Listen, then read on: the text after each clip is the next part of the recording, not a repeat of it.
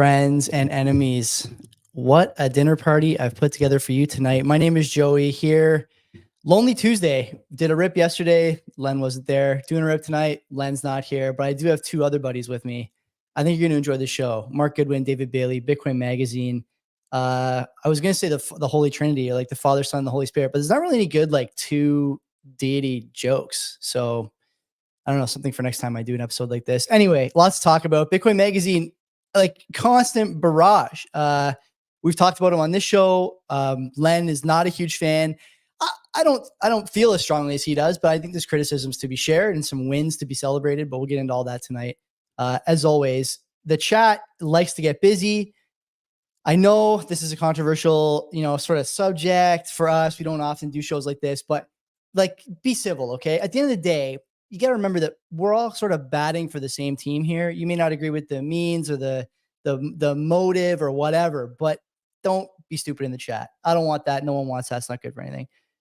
As always, the sponsors first. EasyDNS, Mark and team have been with us now for more than a year. You guys are putting a lot of business through Mark's platform. We love that. I've said many times that even though Michael Saylor claims in public appearances that there is no second best, he does hoard domain names. So I would say that even that guy thinks domain names have some place in a balanced portfolio. And if you want a domain name, EasyDNS is the best place to pick one up. Mark is your friendly neighborhood registrar. You can buy a domain, transfer a domain, whatever else you can do with domains. I have no idea, but you can do all that stuff easy with EasyDNS. They have a bunch of different virtual private server options and utilities there. So if you want to run a Bitcoin node, Nostr relay, whether you want to do a nodeless implementation, something that'll get you seized or apprehended by the authorities, Mark will be able to at least point you in the right direction. Sorry, Mark, hope this isn't getting any trouble. And then on top of that, too, they have PGP and GPG email provisions available for you if you want to set up an email account at your new domain. All done for 50% off your first round of buys if you use our code CBP Media, or just tell Mark we sent you. That'll be enough. The second sponsor, Bull Bitcoin. You guys know them. You love them. Extremists in the best way. Okay, Francis and the boys there. Lots to do on their platform. You can buy Bitcoin KYC free at the post office. Go with cash. Okay, impress your friends. Impress the post office clerk. Maybe you're single. Price is not really high enough for you to get a girlfriend now. But if the post office clerk is cute, you can't be that much longer. It's like 90 days after the halving. We usually get a pump. So keep that in mind. Bring your QR code from your account. Scan it in. The money will be in your account when you get home. Buy the Bitcoin. Coin joined out. Self-custody. Everything's non-custodial. So they don't hold your Bitcoin. It goes right to a wallet of your choosing. You can pay your bills there with the bills platform. Anything. Your mortgage, your cell phone bill, your property tax, whatever, government invoice you have to pay, you can do it over there, which is great. In Canada, there's tons of government invoices you have to pay. It's a list that's growing every day. Easy for you to do. So head over there and do that with bills. Don't forget to, if you sign up with our promo code, which I think is CBP Media or CBP, I forget. But anyway, you can go to iwantbitcoin.ca and sign up if you haven't already. For some reason, you're watching this show, you've probably signed up. And you get $21 or $20 when you give your info, fund your account, all the usual stuff. You can't beat it. You can't beat it. So without further ado, David Bailey, Mark Goodwin. I got to say, Dave was on time, Mark not really on time. And so maybe the first question mark is, what were you doing before this? I mean, this has got to be at least somewhere in the middle of the totem pole for you in terms of priority. What this the is the top of the totem pole, baby. You kidding me? I was prompt exactly at 7 o'clock. I was not a moment late, I assure you. That's great. And I've been looking forward to this podcast for like a month. I've actually checked in on it a couple of times to make sure it was happening. And one of the main reasons why is I was excited to meet Lynn. So he's rolled up his tail on his run. Not happy about that, Lynn.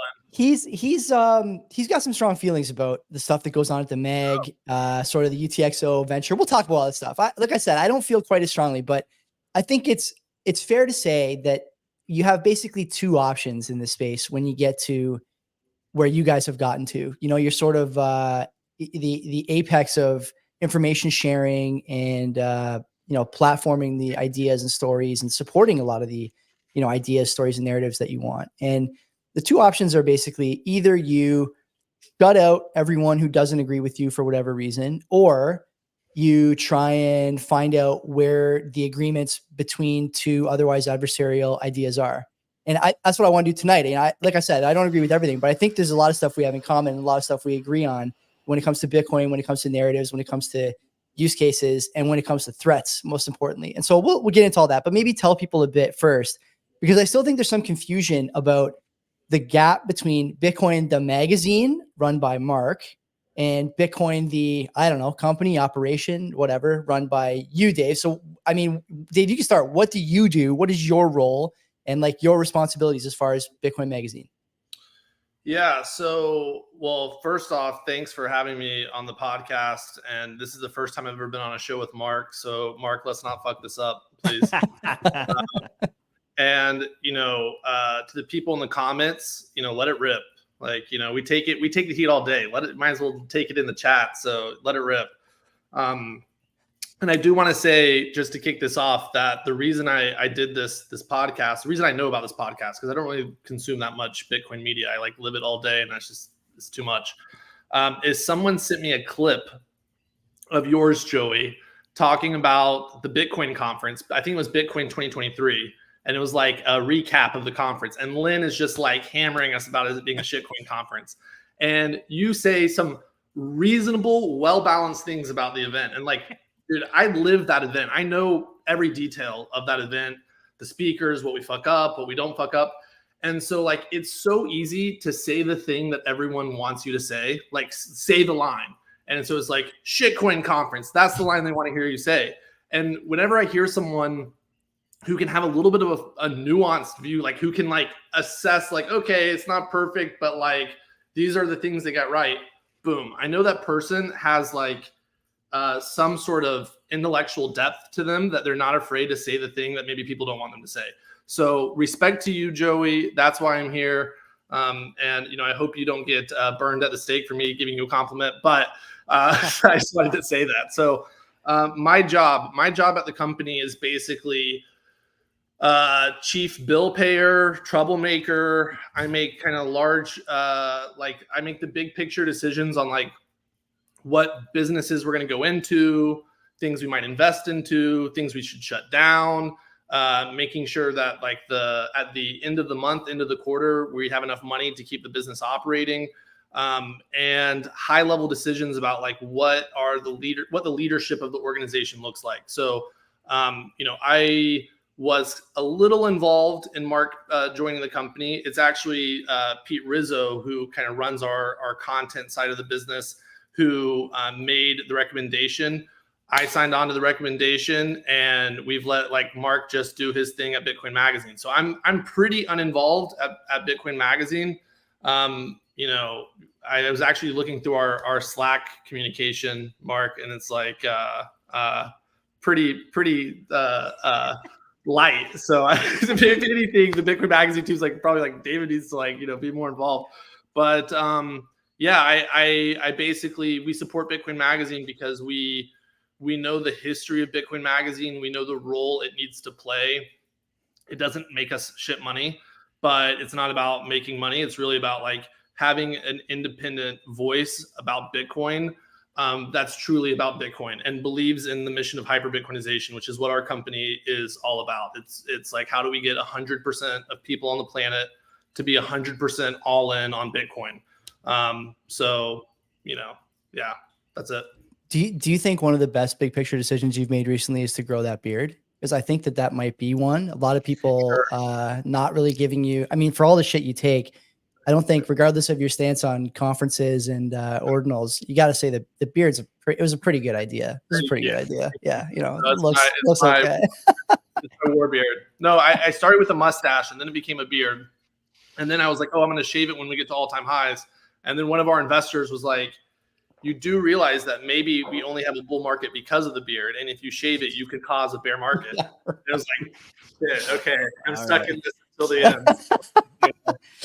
Okay, and then Mark, okay, your turn, man. Same thing. Give me the spiel. What do you do? David's lying. All right. Every day I get a manila envelope with the script I'm reading right now. It arrives at my desk 8:15 every morning. No.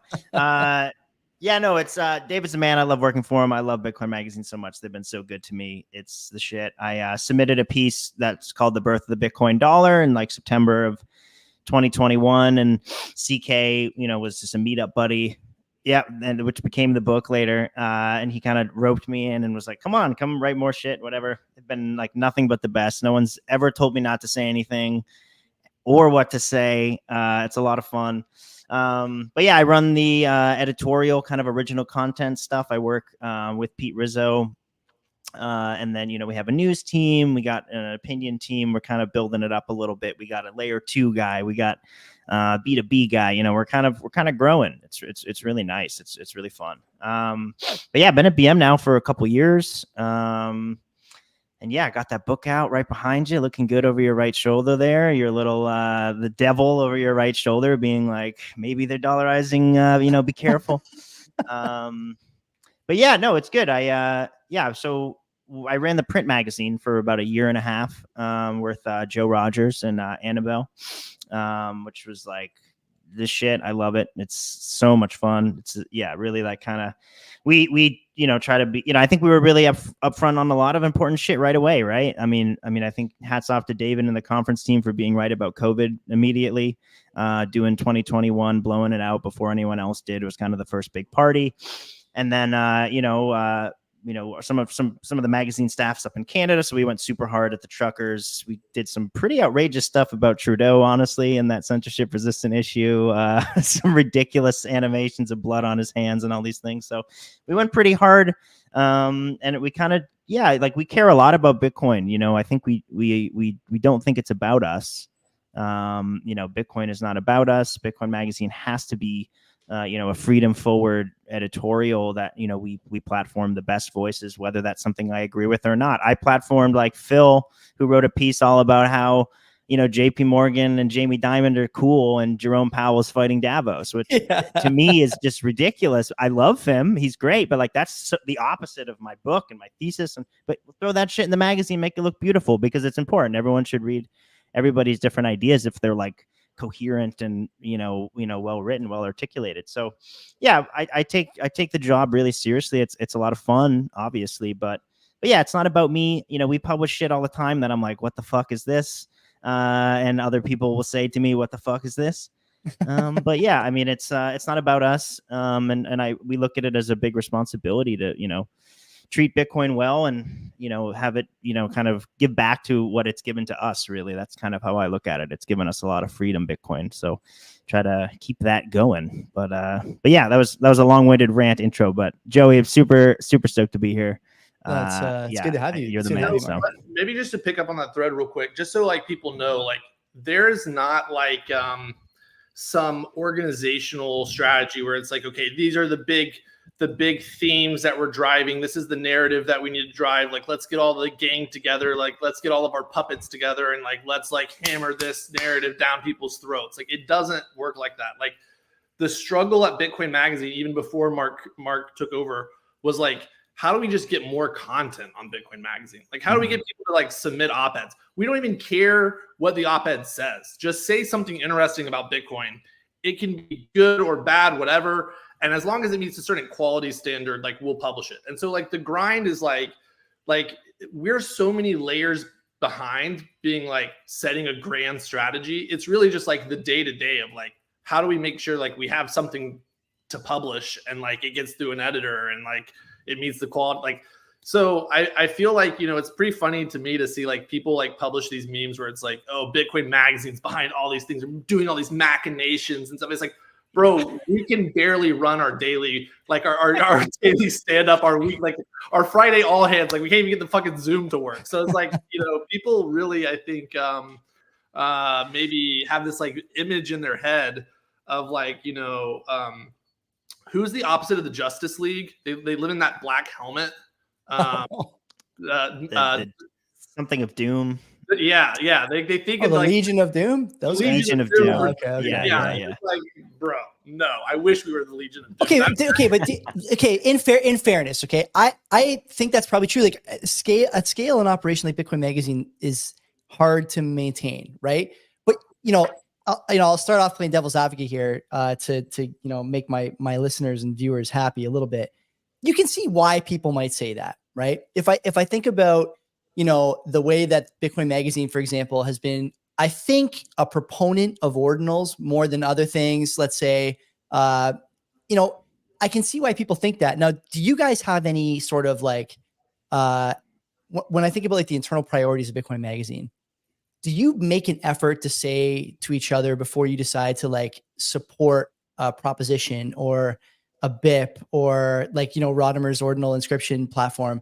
Do you make an internal decision to say, look, we should red team this? What are people going to say about us doing something like this? How does this look for the magazine? How does this look for the corporation? And maybe more importantly, honestly, and I think you guys are good Bitcoiners on the whole. How does it look for Bitcoin? Is it good for Bitcoin? What does the sort of red team process look like at Bitcoin Magazine? I think that would help clear up a lot of things for a lot of people. Well, I think specifically for ordinals, it's kind of funny because, like, you know, you got Dieter, you know, quote tweeting me and shit, being like, "You're sucking David's dick," and you know, you're pushing like all this ordinal shit, and it's like, bro, like I brought ordinals to Bitcoin Magazine, if anything, for better or for worse. Yeah, exactly. Yeah, exactly. But like literally, I mean, no, honestly, like I don't think there's not this sort of scheming process in terms of we're going to promote this and not this. Yes, there are meetings about editorial policy. You know, I think we have a really clear token policy, a really clear layer 2 policy, which a lot of people got really mad at us about. Like the Stacks people got super pissed that we were like, token not needed, Bitcoin only. And they were like, what the fuck, blah, blah, blah.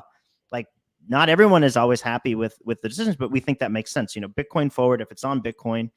And with the ordinals, it was like, Casey was my friend, guy that I had just talked to a lot at meetups. Incredible guy, genius. And I think he really cares about Bitcoin, and he just kind of worked on this idea. And, you know, we would do spaces and whatever, and it just completely steamrolled out of control and became this, you know, the biggest, you know, thing in Bitcoin. And I think a lot of people sort of say that it was us that did that, but it really was a natural thing that happened. It was just Bitcoiners being interested. And, you know, people give a lot of shit to Casey for what he set up of being the shitcoiner and yada yada, but it's like, no, he's like the most savage maxi I know, and he literally created a tool where you take ETH NFTs and you burn them and you bring them to Bitcoin. Like, that's maxi technology. Like, I know NFTs, I don't care about NFTs. I don't own a single ordinal. I mean, outside of just Satoshis, right? Like, I don't own a single inscription. I've done a lot of inscribing because it's fun and publishing things, but I'm not into the speculative nature of it. I don't like the owning of it. I think the BRC20 is not my thing, but it's like, I would much rather like fight for the right for someone to shove all that shit into a Bitcoin transaction than like suck the US Treasury's, you know, member here and push along stable coins and all the things, like all the Tether people that all get away with shit coining and no one gives a fuck. That's really near and dear to you, right? Yeah, exactly. Like, and again, I always make everything about stable coins, but it's just, to me, the ordinal stuff is Bitcoin. It really is. I think there was a kind of a big opportunity, honestly, missed at the beginning of ordinals, the discourse from maxis that just removed themselves from it, that I think could have helped really shape the community towards, you know, more like, you know, tangible use cases that are, you know, more aligned in the Bitcoin maxi ethos, you know, which we eventually did see some of those cool projects and publishing projects and these kind of markdown things. We saw that cool WikiLeaks project. Like, that stuff I think is kind of where it should go. And I think there was a missed opportunity from the get-go for people not embracing it and seeing, hey, we could do cool stuff with this rather than just rinse, wash, repeating the ETH shit, right? But in terms of Bitcoin Magazine, like, no, it wasn't really like a, you know, there's so many different like opinions on ordinals within the magazine. Within yeah, like with me and Shinobi and Rizzo and Namsi, like we all have very, very different degrees about what we like about it, what we think we should cover, what we shouldn't. And I mean, in general, I think, yeah, we do our best to sort of just, you know, try not to push anything, you know, with price, economics, anything like that, and just focus on kind of community stuff. And if we see that there's something happening that we think deserves coverage, you know, we'll give it to it. But we're actually like pretty, like, I don't think we push anything really that crazy. Like, people give us way too much credit, honestly, for the ordinal shit. Well, I don't know how you feel, stuff, David. But before you chime in, Dave, I will say that I think, you know, as part of like the sort of Oppo research for, you know, this interview, I just went to Bitcoin Magazine's website and searched around for a bit. And if I look at the ordinals content, you're right, Mark, there's not really a consistent thread. There's people who like it for X, Y, and Z reason, people who don't like it for X, Y, and Z reason. And it's really all there. Now, Dave, before you chime in, if I look at the UTXO management stuff, right? I think this is another reason why people say Bitcoin Magazine is sort of pro whatever subject, because they look at the portfolio and they say, this guy's got his bags parked here. How do we square that circle? What do you say to people who have that opinion? They're looking at the UTXO, invested dollars and going, he's telling me he's not pro this or pro that, but when I look here, I see that there is some money parked.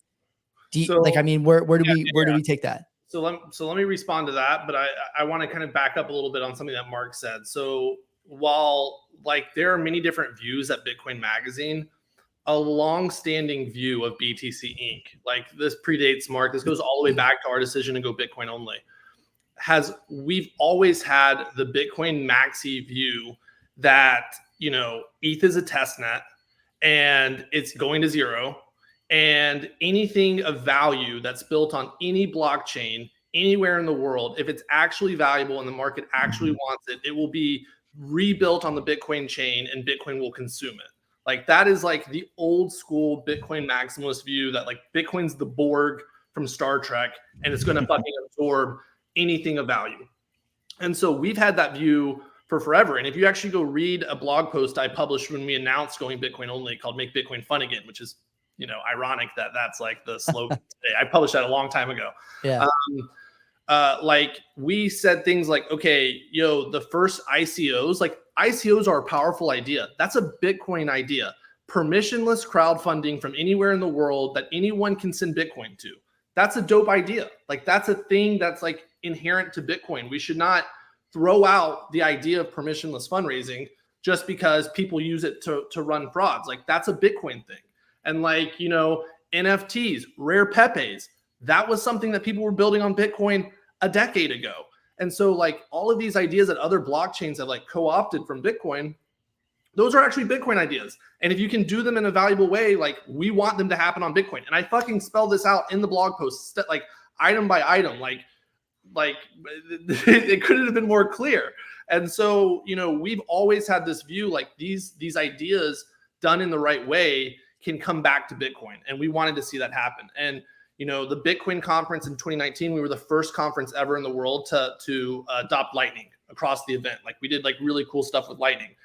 Bitcoin 2021, we had Bitcoin-based NFTs built on Liquid that we gave out at the conference. They had Liquid Blockstream had an NFT platform called Rare Toshi or something like that. And so we were doing that. We've always been a believer of pushing the frontier of what Bitcoin is. And so, people just forget that stuff. And then they want to look at our activity in the past 12 months, in a vacuum, oh, look at how they've changed. And it's bro, no, we've been doing this for years, just no one listened to us. And, when Ordinals came about, and it was Mark's fault for bringing Ordinals to our organization. Your DMs will never be the same, Mark. It's over for you. So Pete Rizzo, Pete Rizzo's been telling me for 2 or 3 years, hey, crypto is going to pivot back to Bitcoin. We need to be ready for the pivot that's coming. And, it's always been it's not yet. And then Ordinals came on the scene. And Mark raised it to Rizzo, and then Rizzo raised it to me and was hey, people this is happening. People are figuring out how to do crypto shit on Bitcoin, and it's on Bitcoin. We have to jump on this. We have to use this as an opportunity to cannibalize part of the crypto market that's developed on Ethereum, et cetera, and bring it back to Bitcoin. And so, did we know that it was going to be controversial to do this? Yeah, we fucking knew it was going to be controversial. Yeah, we had lots of conversations about dude, how much money is this going to cost us? How many tickets are we going to lose? How many sponsors are we going to lose? And then it's at the end of the day, it doesn't fucking matter because we didn't get in this for the sponsors or the tickets or any of that. We got in this for Bitcoin to eat the world. That's why we're in this. And so when we have a technology or a tool that comes to Bitcoin that allows us to cannibalize our competition, of course we're going to support that. And if we didn't support it, we're fucking frauds. We're LARPs. So it's okay, like, we're not fucking LARPs. Like, if there's one thing that, like, I feel like our track record has demonstrated is, like, we're going to go out on a limb even when anyone says it's crazy, because we don't care what other people think of us. We're not doing this for other people. We're doing this for us. So we did make a decision to support, like, not to support, but to incorporate ordinals and other fringe things in Bitcoin into what we see as Bitcoin, like to have this like big coalition, big tent. And initially there was no thought about investing into any of this stuff. Like we have a hedge fund on the side where we had been investing into Lightning companies. That was primarily like what our venture portfolio looked like. Some other cool stuff in there too, but mostly Lightning. And it was several months into this process where we realized, oh shit, none of the like this is happening. We can see the how big the audience is growing. We can see how many teams we're hearing from that are like OG Bitcoiners that are like, you know, I've been working on Ethereum for 5 or 6 years, and this is the first thing that's made me excited about Bitcoin. I'm coming back to Bitcoin. So we're seeing like all the signals that this is like going to be a thing. And then it's like none of the Bitcoin VCs are investing in any of this stuff because they're all afraid of getting canceled if they invest into it. So it's like, okay, well, you know, we like see the audience is growing rapidly. We see that it's like actually cannibalizing part of crypto, and that's a huge opportunity for the Bitcoin space. We see it's bringing developers like back to Bitcoin. It fits within our thesis of like, let's make all the interesting things happen on Bitcoin. Like, we should invest into this stuff. No one else is investing into it. And so we can we can have the best terms, etc. Now, all this stuff is happening totally separate from Bitcoin Magazine. Bitcoin Magazine has no insight into what UTXO is doing. These are completely separate teams, completely separate businesses. So we're like, okay, let's invest into it. And I think we decided at the Bitcoin 2023 that we should launch a venture fund to invest into this. Yeah. And now, like, granted, we already had Wizards on stage that we were getting fucking canceled for. Yeah. Like, you know, we did not know they were going to be Wizards when was fucking, you guys fucking blew that. That was fucking dumb. The Wizards thing and the dancing, that was you know, talk about fucking dangling red meat. That was, yeah. Yeah, no, it could have been handled better. But I mean, like, so like we're already like going down this path, and then like that's the conference where we're like, dude, we gotta start investing. And so we built a $30 million venture fund that is invested in a bunch of stuff. Ordinals is like a big component. I'd say like ordinal companies have made up like 1/6 of the portfolio, maybe as much as 1/3 if you include all the like BRC20 stuff as well, but not the majority of the portfolio, just like a solid segment of it. So I can talk more about UTXO, et cetera, but like we are hyper sensitive to try to keep UTXO separate from Bitcoin Magazine. It is. I realize it's separate. I think people look at it and they see you on both sides of the wall, and they're like, you know, this is a porous wish.com wall, if a wall at all, and they get upset. Now, I got a question for you both, because it's like I've heard you guys talk a lot about this mission of hyper Bitcoinization. I'm on the same mission. We're all, like I said, marching on the same banner, I think, in a lot of ways. And I'm curious, like, do you guys ever consider?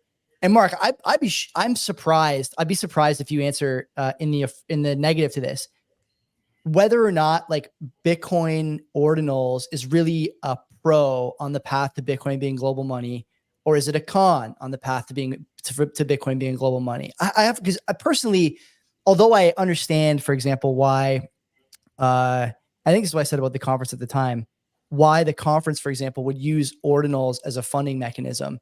Is it the perfect funding mechanism? No, but it is a Bitcoin related, adjacent, at the very least, funding mechanism. And you could do a lot worse. And many conferences do a lot worse in terms of funding security and, you know, acquiring sponsors. But then I think, is it good for Bitcoin as far as becoming global money? I don't know. I'd be curious. Do you guys view hyper Bitcoinization as including stuff like you know, Taproot Wizards memes or whatever on chain? Like, is that part of the hyper Bitcoinization for you guys, or is that something different? What is it? What is it? It's Bitcoin, baby. It's Bitcoin. Hold on. Yeah, I mean, I think some of it is very dumb. Like, of course, so much of internet culture is dumb. So much of Bitcoin culture is horrendous. But it's a beautiful, ugly thing with warts and all that shit. But specifically ordinals, I mean, it just is Bitcoin. I mean, if ordinals can't, if ordinals doesn't exist, can't exist, is filtered out, if there is some sort of consensus mechanism that comes together that like prevents somehow arbitrary data being embedded in Bitcoin, like Bitcoin is dead. I mean, it just makes no sense. I mean, it's impossible. There's filter boys are Agreed. It's the biggest waste of time I do agree. ever. Right, It's just not how information theory works. It's not how really the economics work. And I'm not saying I'm smarter than Luke Deshire or anything like that. Obviously, I'm not. I don't even think I'm smarter than Giacomo or Grass-Fed Bitcoin or whoever these guys pushing this fucking state of shit. But they, they have an opinion. They calling this an exploit, a vulnerability, and it's ridiculous. It's obviously not. These are valid Bitcoin transactions. If someone can't put whatever they want in a Bitcoin transaction, then Bitcoin has failed. So, like, if ordinals fails, Bitcoin as a global money has failed, because it's a symptom of a permissionless database that upholds money. It's a symptom. It's not going to cause global money. It's not going to prevent it. It's just a symptom of permissionlessness. And I think that that's something that should be championed. That was always my position. Like, I wrote about this in 2022, and I was like, I don't actually ever see a market for this coming. And I was completely wrong, but I was like, I don't really see a market coming for this. But like, I think it's cool that people are like looking at Bitcoin in another way, and that should be cherished. And I'm excited to see what people do with it. I really saw ordinals as just being part of a dev revolution that was happening, and ordinals was only a part of it. It just was the thing that blew up. I like to talk about ordinals as being like it was like if my friend's local band like blew up, where it's like I really like the guys in the band. I'd wear the t-shirts and like I'd love to go and support them because I love them. Like I love Casey. He's a really good person, and he was a friend of mine when like vaccine bullshit was popping off, and I lost my whole friend group, everybody in the Bay Area. I lost everybody, and him in that group, that meetup group. X-Frog, a bunch of like those were my people and my new family. And then Bitcoin Magazine, obviously, with CK, brought me in. But like, yeah, it was always just kind of a part of this bigger dev thing that I really, like I went to BTC++ that first year, which is happening this weekend, that Nifty throws on. And ordinals was a part of it, but there was like splicing, and there was talks of eCash stuff, and there was just this huge feeling of in the drudges of the bear market that there was like a resurgence of energy coming back to Bitcoin, and you could feel it then. And ordinals ended up being like the lightning rod for it. But it's just a symptom of people using Bitcoin. It's a symptom of people coming back to Bitcoin and having fun. Like Bitcoin is all these analogies and all these things, but it's like a fucking crowbar. Like use it to like get to the means of an end to what you want. Use it to wiggle into some gross shit. Do some fucking hood rat shit. Put some data cables on there. Do some illegal shit. Do some fundraising. Buy drugs. Do fun stuff. Like that's the Bitcoin I know. I literally was taught Bitcoin. The first guy that taught me Bitcoin was the guy that set up Silk Road. The second one right after Ross got arrested. Like moments after he set up the second one, he was just a regular at my bar in the Bay Area, and he was the one that taught me about it.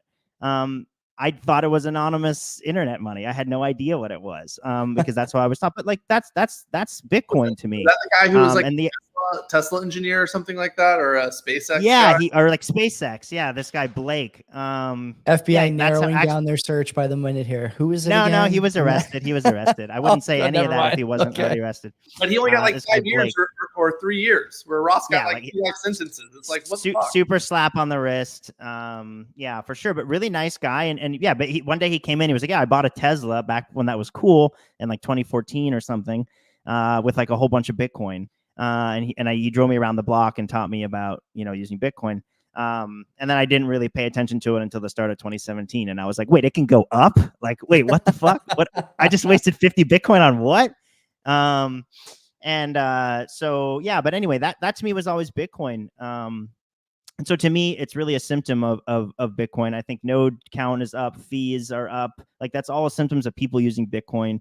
People get all upset about UTXO set and all this shit. It's like, bro, that's people using Bitcoin. Like I don't know what really to tell you other than like, yes, I hope Bitcoin remains so permissionless that like even things I think is deplorable and stupid can happen on Bitcoin, because if they can't, then we've lost, you know. I hope that answers the question. That's my thoughts on it.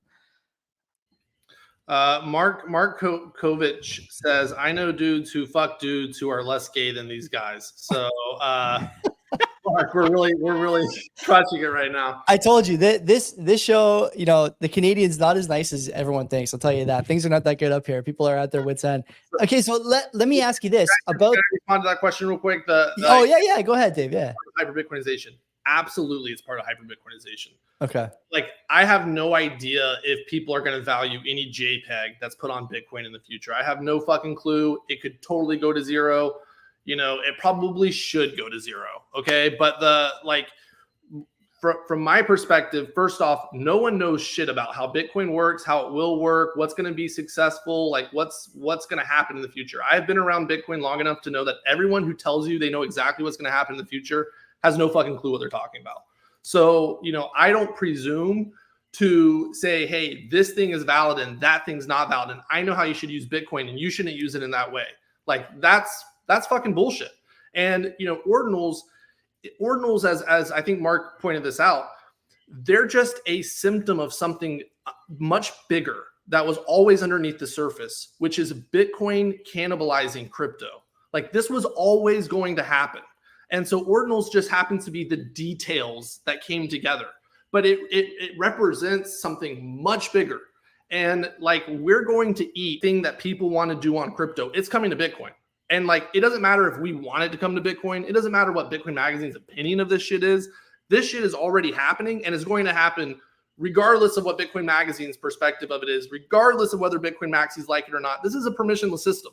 So DeFi is fucking coming to Bitcoin. Stable coins are fucking coming to Bitcoin. Asset issuance is coming to Bitcoin. It's all fucking coming to Bitcoin. And like, you know, this was the inevitability to send other blockchains to zero. Like, this is how it happens. So yes, like this is a necessary step towards the path of hyper Bitcoinization. And we are sucking in, I mean, Ordinals alone has over 1 million users. Actually, you just read that comment from the chat and you just keep saying sucking in. Like, is there another way to phrase it? Like, you got to just keep saying sucking, or yes. Is there like a Bitcoin is a black hole. Bitcoin is a black hole and it's sucking people into it. Okay. So the like, there's over 1 million people that have interacted with Ordinals. The vast majority of those users are coming from crypto. The vast majority are coming. Is that actually the case? I've heard this a bunch, but I'm not sure if it is or not. Where do you guys get that? You just looking at like, is that like anecdotal, or you have some data for that? Because really, I've heard it, we've talked about it, but I don't know if that's actually the case. What part of that they're coming from crypto, or that? Yeah, like the majority of those users are coming from somewhere else, some other chain. Yeah. So I would say it's mostly anecdotal.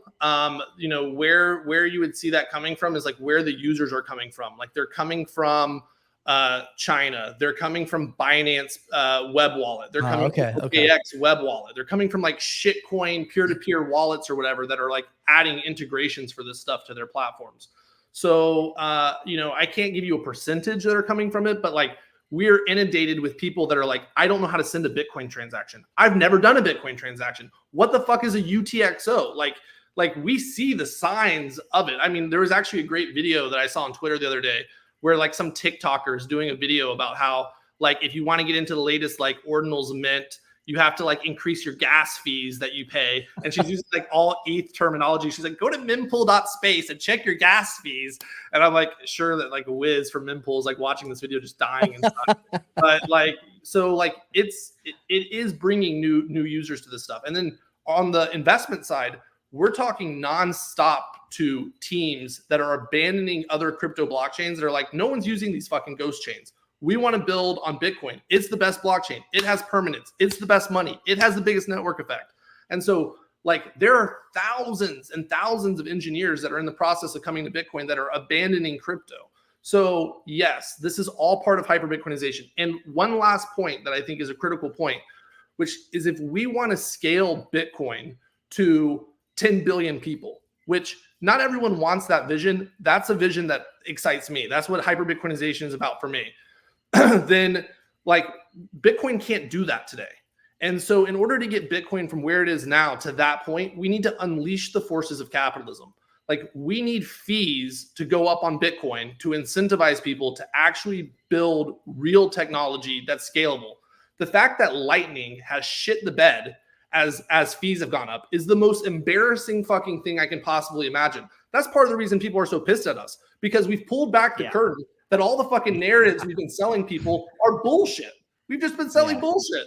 And so it's like, no, let's be unbanked on fucking Bitcoin and take your UTXOs out. And it's like, we just fucked all these people. So they were too busy building Taproot assets and not busy, dealing with high fee environments. It's like, what are we doing here, guys? Come on. Likewise, I'm being told by people, oh, ETH's going to zero, fucking Tron's going to zero, as Tether usage on those platforms goes through the fucking roof and tens of millions of people are using those things. So it's like, from my perspective, it's like, I'm not smart enough to know how this is all going to shake out. All I know is that capitalism and free markets is at the foundation of what makes Bitcoin works. It's the foundation of it. And so like, if we want Bitcoin to solve its problems, we have to unleash that capitalist force and like, let's get the fucking fees up. More people have cared more about efficiency of Bitcoin and layer twos when Bitcoin fees are at $50 than ever before. Yeah, that's for sure. Yep. It's true. Go ahead, Mark. Well, I was just going to say, this is something that Rizzo has sort of, he's this very funny communicator. He's the man. I really love him, but he's kind of floating this idea out in the staff of that the answer to all of these issues we're having with compliance is degeneracy.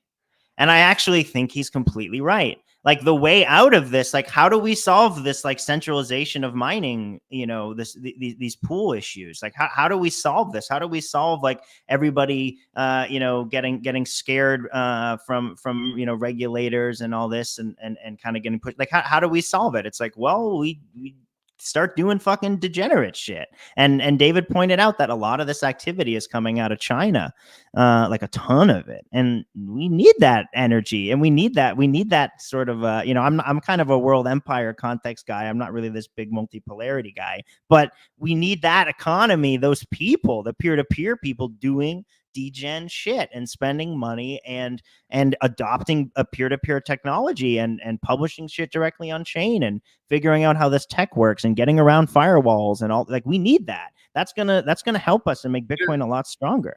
Dude, when I hear someone say, hey, that's an unregistered security, my first reaction is good. Like, why the fuck are we registering securities? Fucking make it 10,000 unregistered securities. I just wish they weren't frauds. Like if we could solve the fraud thing, but not be registered as a security, that's the ideal world. Yeah, Bitcoin has become we're such bootlickers. State is bootlickers right now. Like stable coins are totally fine, but we can't do like we can't put like rare Pepes on chain or whatever. That's like bad, or like that's so a security. This is a good question. What are we doing? Well, like any good dinner party, we need a couple of moments of tension, and I'm gonna give the one for you guys to deal with. Now, Dave, you're on Twitter, like blasting out damn near all caps a bunch of stuff about ETF flows and how good the ETF is. Mark is at home. He's sweating cold sweats with his Whitney Webb Beanie Baby, and he's worried about the ETF, and he's freaking out about all this stuff going on. How do you guys ever talk about like what is really good for Bitcoin? Stuff like the ETFs, stuff like stable coins, like we discussed already. You guys are completely diametrically opposed there, right? It seems to me. And so, I don't think we're opposed, because I've never said that the ETF is good for Bitcoin. You talk about it a lot like it's good for Bitcoin. It doesn't sound like you think it's bad. No, it's inevitable. That's a different thing than good. Okay. ETF is an inevitable step towards hyper Bitcoinization. The ETF is going to pump the price of Bitcoin. And as we pump the price of Bitcoin, more people get sucked into the black hole of Bitcoin. But the ETF is going to end in tears. And like in it might be 2 years, it might be 4 years, it might be 6 years. All the Bitcoin that's going into the ETF is going to be rugged by the federal government. Mm-hmm. If you're holding ETF IOUs, guaranteed to get fucked eventually. Guaranteed. But like them rugging everyone on the ETF, that's also part of the inevitable process of hyper Bitcoinization. Of course, they're going to rug everybody on the ETF. Like, you think the federal government's just going to like let everyone get rich on Bitcoin and abandon the dollar, and there's just going to be like Gucci with that? No. So like, I actually had a call with BlackRock where they were like asking us, "Do you think Bitcoiners are ever going to accept us in the community?" And it's like, I straight up told them, "Let's be real. You are going to rug everyone's Bitcoin. Like that's going to happen." And like, it's not about like whether I want that to happen or not. That's going to happen. And so we might as well just get it fucking on. Like, let's just get it done. So, you know, I don't think it's a good thing. I just think it's a natural progression of the inevitability of Bitcoin. Yeah. And I think that sums it up really well. Like, I think there's, you know, like our good buddy CK says, you know, that everything is good for Bitcoin. That's like his mantra. And I think, I don't think I agree with that, but I get why people say that on a long enough time frame. And I think that's what DB is kind of getting at. And like, no, I think that ETFs are, you know, I wish this is a great example of where what we cover differs from what I believe in and what I think is right, because I would when I see BlackRock on our fucking Twitter feed, I want to fucking throw up. Like, fuck these fucking guys, fuck these crooks. It's not about me. Bitcoin is not about me. Bitcoin Magazine is not about me. And people care about this stuff. Like, people really people get really excited about ETF inflows and shit. Like, who knew? It slaps on socials. The numbers are there. People love this shit. Dude, Mark, see, this is a great example of like mid curving it, okay? Because the ETF is a hijacked airplane that we are flying into Wall Street.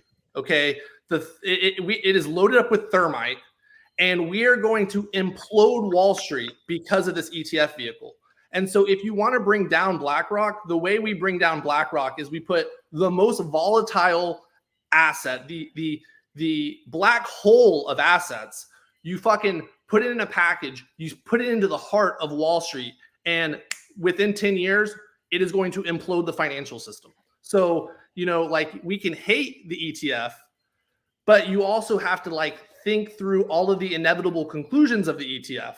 And dude, I think the ETF was the most reckless decision that the federal government has ever allowed to move forward. Like, I think that we are going to create one of the biggest bubbles in American history, and then we're going to implode the bubble, and we're going to bring down Wall Street with us.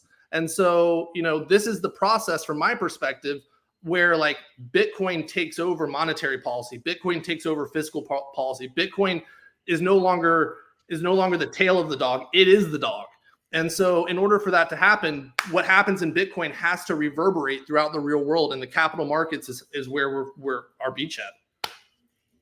Yeah, I agree with a lot of that, actually, for sure. I just I hate what does that really mean? Like they're gonna rug. It's like, well, who's gonna rug? Larry Fink is gonna walk away with 500,000 Bitcoin.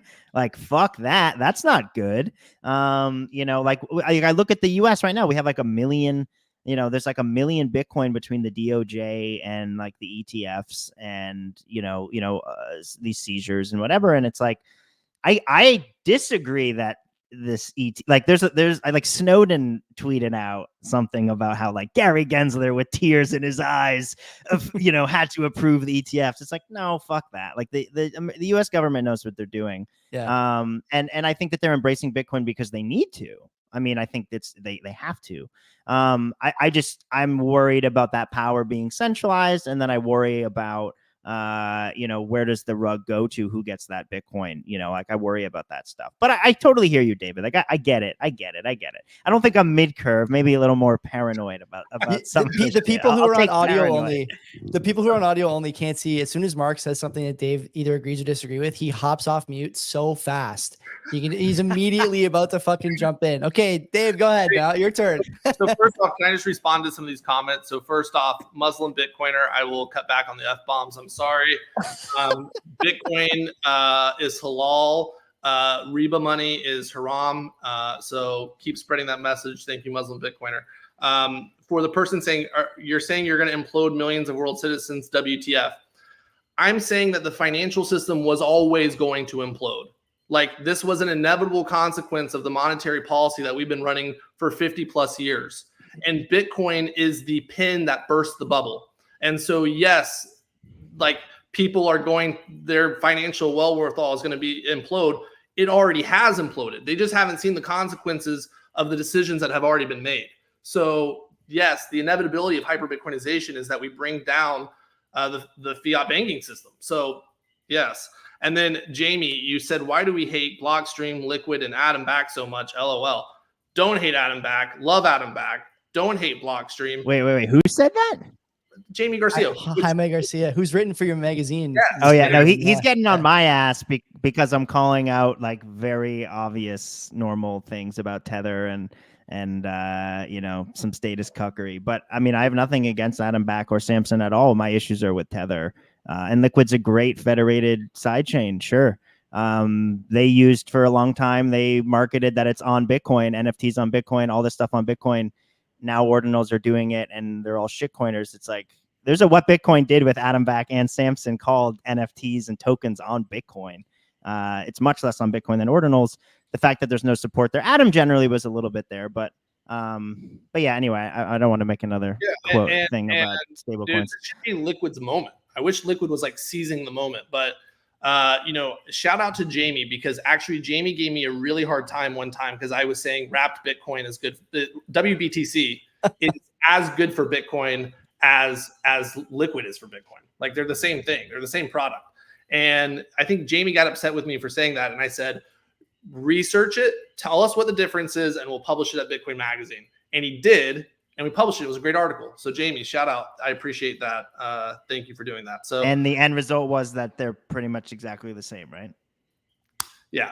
So I'm just kidding, Jamie's great. He did amazing reporting for a bunch of stuff going on in El Salvador. I think he's a great guy. Yeah, we've had him on a bunch of times. He's a good Canadian Bitcoiner. Yeah.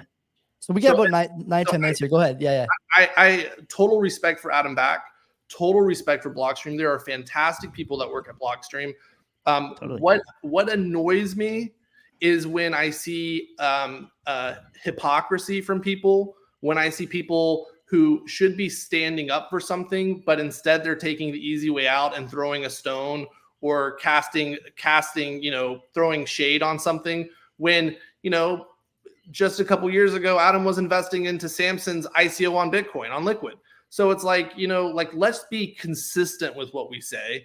And like, especially the people in the industry that have a lot of respect, the onus is on you to make the hard statements that the crowd is not going to like. That's how you inform the audience. The way that we end up with a bunch of Bitcoiners that have no clue about how Bitcoin works is by just regurgitating to them the things that they think they want to hear and never challenging any of their beliefs. If I wanted to, I could create a NIM Twitter account.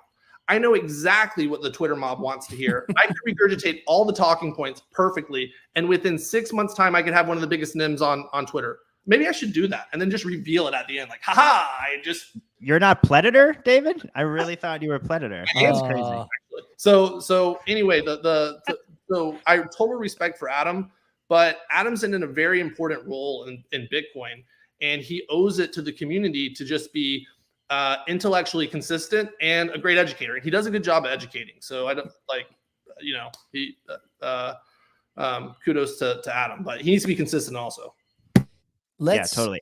And I just want to be very clear. Like, I think I talk a lot about mechanisms, and I wrote my book specifically basically to not call out anybody. Like, I don't even think Paulo's name is in my book. That's not what I'm about. I'm not trying to shit on. People who don't know, Paulo's the Tether CEO. Yeah. Now the Tether CEO. Yeah, exactly. Like, it's about the mechanisms, and there are companies mentioned, but it's really about the mechanisms and the systems that are being built. And so, like, I talk shit about some companies and some mechanisms and stuff, but it's never about the people. I think in general, like, most people in Bitcoin generally want what's good for Bitcoin in this selfish way, in a way that is sort of how the game theory and the economics of Bitcoin kind of get people to selfishly work together towards a common goal, which is like good. So yeah, I talk some crap on some companies here or there, but it's like never about the people. So when I hear a comment like that, like, why does Mark, like, I've talked to Adam before. He was incredibly nice. We talked in Amsterdam. He talked to me about selling property and putting the money on Bitfinex and getting 20% yield. And it was a great conversation, and he was super nice. He's obviously one of the smartest people around. He knows way more about this stuff than I ever will. Definitely a degen. He's definitely a degen. He's one of the biggest fiat degens around, man. And he built so many of these systems, and like, hats off. Like, I mean, I mean, he's the man in so many ways, of course. And Samson has done so much shit. Like, I mean, he has the NFT gaming company and like a lot of these things, and Liquid, January 3rd. Like, he's built out a lot of cool stuff. I have nothing against him. I met him once in person. Super nice. But I'm going to call out hypocrisy if people are going to literally be like shilling Liquid in high fee environments and then saying that we're a for-profit company and fuck us, and we're fucking with Bitcoin, and we're not pure Bitcoiners, and we're shit coining. It's like, well, Liquid is for profit. I mean, where do the fees go? I mean, like this, they're building mechanisms. They're a business, and that's fine. And so if you want to do the whole follow the money thing, just do it everywhere. Like, just be intellectually honest. But these guys have been doing this stuff. I have so many people that have come on a Blockstream that are like the best. You know, like I mentioned Nifty earlier. Like, Nifty's the best. There's a lot of former Blockstream people that are great. So, yeah, just want to do it to say that if I ever talk crap about companies, it's about the mechanisms and not about like the individuals there. And that's a huge, because I'm a really nice, loving, kind, optimistic guy. And I love people. And that's why I'm in Bitcoin. It's a means to an end for a better world for everybody, for better people. Like, I don't have allegiance to the code. It's to like a better world coming from it, right? And so people are what I care about. So when I see mechanisms and hypocrisy that I don't agree with, I want to call it out. But it's never about, like, I'm sure that these people I have 99% in total agreement with, you know. And I would say that the same for all the people that have blocked me and all that shit. It's like, I guarantee if we met in real life, it would be pretty chummy, you know, pretty chummy. So it's always like that. I mean, okay, so why don't we close with this? You guys have been critical of the Maxi crowd, you know, tonight and other times as well. And I've echoed that criticism a lot. I think, you know, many times on the show, I've talked about how I think maximalism, you know, when it first sort of took off as the meta in Bitcoin, was meant to give us all the same color jersey to wear. And I think in a lot of ways, it's actually become this divisive thing that's, you know, it's caused a fork, excuse the pun, in the Bitcoiner group. And in my opinion, maximalism means that you support Bitcoin and things on Bitcoin so long as they're within the consensus mechanisms and they're not, you know, ruining the potential Bitcoin future for everybody. I don't know where Ordinals falls in that yet. I still haven't decided where I really sit with that, but I'm curious about what you guys think maximalism should be. How do you view maximalism? And, you know, where do you think that the most popular maxis, I'll name some names, guys I really like and respect, guys like Matt Odell, for example, you know, where the popular maxis have, and Odell's actually an interesting name because I think he was doing some consulting or work with you guys for a long time and now doesn't. And, you know, there's something to that, I'm sure. We don't have to get into it, but where do you think that the maximalism crowd is missing the mark on social media in terms of narrative, in terms of, you know, moving the mission? And, you know, where do you guys see the maxi crowd going over the next 5-10 years? These are important 5 to 10 years, both internally and as we move sort of more broadly around into other spaces, right? These are important years coming up. How should we be carrying ourselves? Yeah, I'm happy to go. Yeah, all right, yeah, for sure. I mean, well, Dave's yeah, I hopping off mute totally again. That's fast fingers there on the mute. I echo the importance. I actually think that this year, and I said it before the start of the year, that this is going to be one of the most important years in Bitcoin, just because it feels like everything is kind of happening. Economic policy, relative issuance is like below gold, below dollar. ETF launches were inevitable. Regulatory moat was built. Here we go. You know, I was like calling for wartime kind of going in, you know, into New Year's Eve, you know, I was like, strap up, boys, like, let's go. So I definitely echo the importance, and obviously it will just get more important, you know, as the years go, but this is such a crucial one. And that's why I think I've decided to make some of the social stands that I have. It's like, not because I like being the fucking heel on Twitter or whatever, or like people calling me gay on chat or whatever the fuck. It's like, I don't like enjoy that at all, actually. But like, I do think that, you know, a big thing that kind of got me to where I am right now in Bitcoin and with Bitcoin Magazine was just telling the truth and just like, no matter what, speaking what I thought was right. And that cost me my entire friend group and employment and jobs and everything in the COVID era in 2020. And then I think I kind of found this new outlet of like, hey, here's a huge, big family of people that accept me and are like, fuck yeah, like fuck the state, fuck all the, these criminals. And so there was like a really amazing community moment that I like felt really comfortable with. And like, I worked Bitcoin 2019 as like a bartender, like in the Bay Area. And then Bitcoin 21 was like, the first lockdown event. And, so there was like this movement of like, oh, freedom loving people, permissionless, like, we can, now we can see that the world is totally in lockstep with each other. They're all going to shut everything down. And Bitcoin really is this like kind of the last bastion of like free public square where like we can do whatever we want. And, it can be our kind of escape valve from this panopticon hellhole. And so to me, a lot of the stances that I take, I think are just very in line with that. It's like maxi culture to me should be about not like it should be about Bitcoin succeeding, not shitcoins failing. I don't really give a shit about shitcoins. I don't think about them very much. I used to read white papers, proof of stake shit. Like, I would think, read fucking, I don't even want to say the names, but read things and like think, oh, that's kind of an interesting idea, this or whatever. But I just don't care about them. I don't think about them. And I think so much energy is put very specifically at, they'd rather ETH fail than Bitcoin win.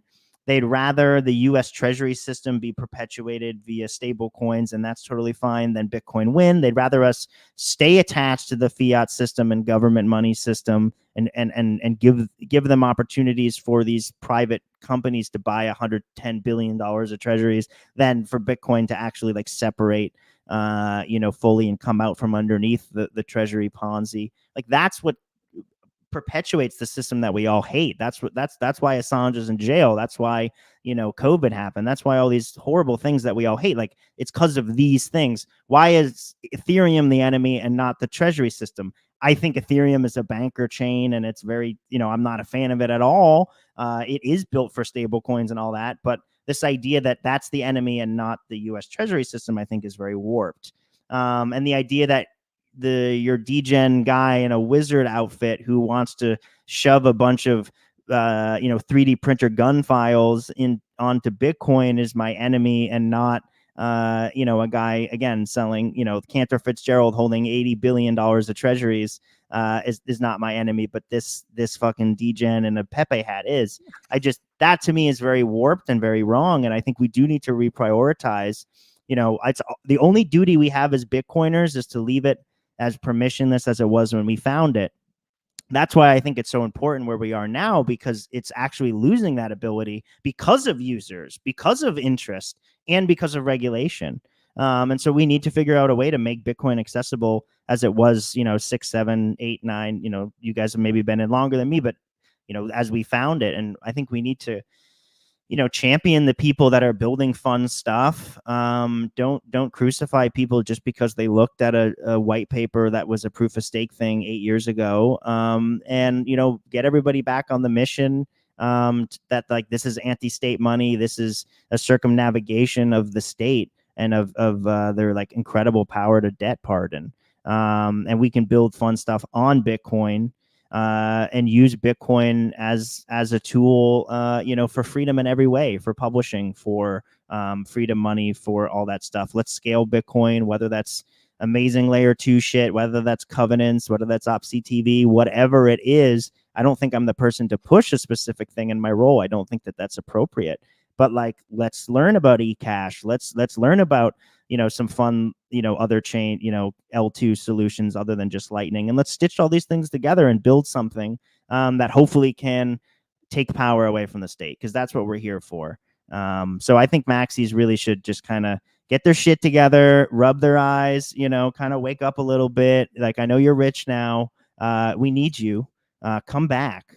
It's time to fight like hell, because they're arresting our brothers. And they're making it very hard for us, and we need to fight now. So please come back. Yeah, I think that was well said, Mark. I think that this ordinal stuff, this ordinal drama, is going to fade into the background.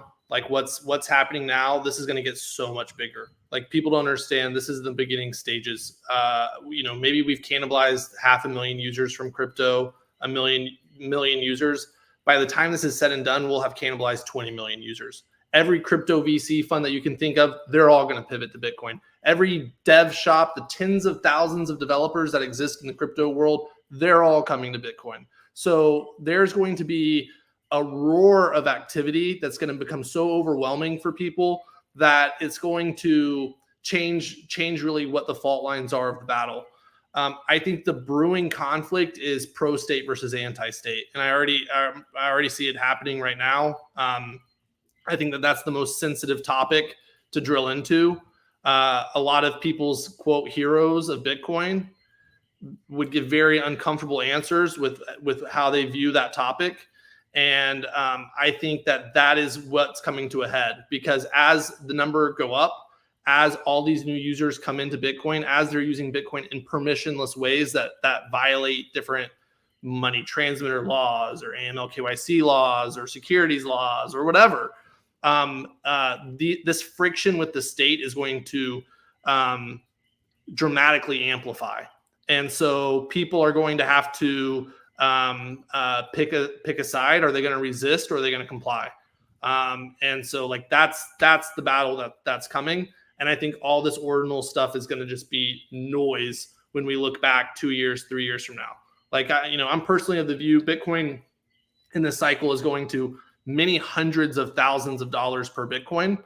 $300,000 per Bitcoin, that's like 10, 15% of US GDP. That, like, we're talking about like things that are actually changing the world. Mm-hmm. And, someone putting a frog on a fucking block no F-bombs, a frog on Bitcoin, it's just not relevant. It's not relevant. And so, yeah, I think like that's the fault lines. I think the maxi culture that exists right now is like, it reminds me of woke culture. It reminds me of like the Me Too movement. And it's going to peter itself out in the same way that the woke movement has petered itself out. Everyone publicly, everyone's afraid of being canceled by the woke crowd. So they say the things, even when they don't believe the things, even when in private, they live their life differently than what they say in public, which is a lot of the maxis that you see on Twitter. They talk to me privately. They're completely different people than what they are in their public personas. It's this trauma that people have experienced due to like getting rugged on a shitcoin in the past. And that trauma has now, it's like getting sexually assaulted or something. And then now it colors every interaction that you have with a male, where it's like, this person's trying to, like, that's not a viable way to live in the world. And, the tens of millions of people that we're going to be bringing from crypto back to Bitcoin, as Bitcoin inevitably eats these other cryptos, like, they're going to have a different perspective of the world. So what's the message that that's going to unite the community? And, I personally think it's going to be self-sovereign Bitcoin. I think that's what it has to be. That's the future that I'm building for. And, like, there are some debates that are going to come down the pipe where, there isn't a right or wrong answer. It's going to be subjective. Like, what's the vision of Bitcoin that people care about? And, for some people, Bitcoin as a tool that only 100 million people or 250 million people hold, and is just a digital gold that they can hold on to and number go up, like, that's matches what they're looking for. That's not what I'm looking for. That's not what many Bitcoiners are looking for. And there's going to be friction with that crowd as we make decisions about the future of Bitcoin, because we have divergent visions of where Bitcoin should go. So I think there's big battles coming. Ordinals is just a warm up. But like, I hope people listening to this podcast, they know that, like, Bitcoin Magazine, like, we don't care if you get mad at us. Like, we're going to stick to the same values and guns that got us here in the first place a decade later. Like, those are the same values we're going to carry forward. And when the state comes to hang you, we'll be side by side with you to fight that shit. So, even if you're mad at us today, it's one team, one dream. So, yeah, that's all I'll say on that topic. Yeah, amen on that. I think you nailed it, dude. Like, absolutely. We got in a lot of shit when we did the trucker movement stuff. Literally, people were tweeting at us saying QAnon is not a good look for Bitcoin. And it's like, first off, I don't know what you're talking about. This has nothing to do with that shit at all. But this, they were calling us, conspiracy alt-right, bubble, all this shit. And it's like, no, this is just basic freedom stuff. This is very obvious and easy for us to do. And people were really upset at us. Now it's like so obvious. It's like, well, of course we stood up for the truckers, but it's like no one did at the time. Like, we made a lot of that story blow up. We're not taking credit for what happened. You guys, Canadians did it. But like, bro, yeah, we covered it. My Bitcoin addresses are flagged from the Canadian government as financing terrorism because I helped. It's a big story. It's a big story up here. This is, it's ongoing, obviously, on my side of the border. I think, this is a thing, and maybe I'll close it here. If you guys have a comment, I'm more than happy to hand over the mic too. The thing that I would say to people who doubt the ethics of Bitcoin Magazine, and again, I'm not a mind reader. I know you guys, Mark, you've been on the show before. I talked to you on Twitter. David, we've never spoken except for DM and tonight. And I think for people who doubt the ethic of Bitcoin Magazine, I would look at the history of the stories that really got the magnifying glass from the publication and from the company. And, I think back to that trucker thing at a time when talking about it at dinner time would get you looks from people who you get Christmas gifts from every year. You guys ran it as a cover story. And at a time when everyone was afraid to say stuff about what's right, what's wrong, and what freedom means, you guys were, really doing the right things and shining a light on saying, look, this is what we should be doing. And this is what we should be thinking about when it comes to freedom and COVID and banking and whatnot. And for people who doubt the ethic, I just think you have to look at the history and say to yourself, were they lying then as well? Was it all just a big lie? It seems like a lot to coordinate and a lot to act out over the course of 5 or 10 years. It's worth your time to really, consider that maybe it's not quite as bad as the Anon Laser Eyes crowd on Twitter would have you believe, I think is the thing I would say to a lot of people. Dude, the only thing I would add is that we stand by every decision that we make. We may make the wrong decision, and we are not afraid of being called out or challenged or for people to come at us and question why we did something. But every decision we make is based on a value system where we're able to articulate why we did it. And maybe it drives us to the wrong conclusion. I'm not saying we don't make fucking mistakes, but everything goes through that lens. And so, we're never going to hide anything about what we do. We're never going to be clandestine about what we do. If someone has a problem with something that we're doing, they can come to anyone at our organization. They can come to me and they can say, hey, why are you doing this? And you should reconsider. And we're never going to reject someone else's view and not hear them out. If they have a well-reasoned, well-rational, and maybe our view is different and we're going to say, hey, no, we disagree. But we're okay being held fully accountable for the decisions that we make. That's the nature of making decisions. And, the trucker protest was one of the proudest moments of this organization. There was never a moment of doubt that was the right thing to do. And we jumped right into it. And that's not the only example of us doing that. We've done a lot of stuff that has been, some would say, reckless, but for us, it felt like the only right decision. Going Bitcoin only in the first place. So many people told us that was reckless. So many people told us that. So what? So anyway, Joey, thank you for having us on. Thank you for getting canceled for having us on. Really appreciate that. The show had a great run. It's time to wrap it up, though. So, yeah. Did you guys want to give a handoff? Where can people find you? Mark, talk about where to buy your book. I got to read it still. I haven't bought it. I haven't read it yet. Go ahead. The floor's all yours. All love, man. I haven't read it either. You find me at bitcoinmagazine.com. Obviously, we're pumping there. Check out the print magazine. That's a big baby of mine. I love that product. And then, the Bitcoin -dollar.com, and you can get our book on Bitcoin Magazine as well. And then, I'm on Twitter as well. But Bitcoin Magazine, check me out. Thanks so much for having me, Joey. A lot of fun. You guys were great. Till next time, friends and enemies.